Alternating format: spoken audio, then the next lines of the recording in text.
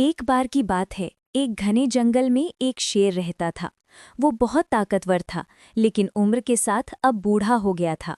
उसे शिकार करने में बहुत मुश्किल होती थी। एक दिन उसने सोचा, अब मैं कैसे शिकार करूं?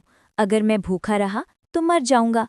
वो बहुत उदास होकर पेड़ के नीचे बैठ गया। तभी वहां से एक चालाक सियार गुजरा।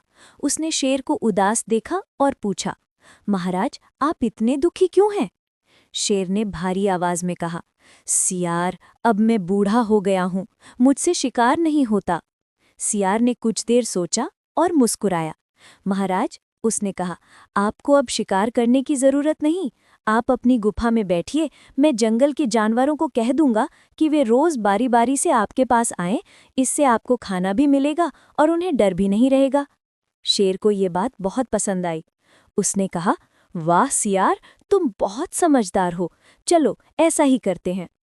अगले दिन सियार ने जंगल के सारे जानवरों से कहा, शेर महाराज अब बूढ़े हो गए हैं, अब कोई उनसे नहीं बचेगा अगर उन्हें नाराज किया। इसलिए रोज एक जानवर उनके पास जाएगा और उनकी भेंट चढ़ेगा।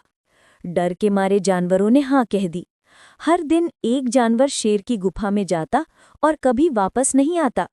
शेर खुश था और सियार रोज उसका साथी बनकर स्वादिष्ट भोजन खाता। कई दिनों बाद एक चालाक खरगोश की बारी आई।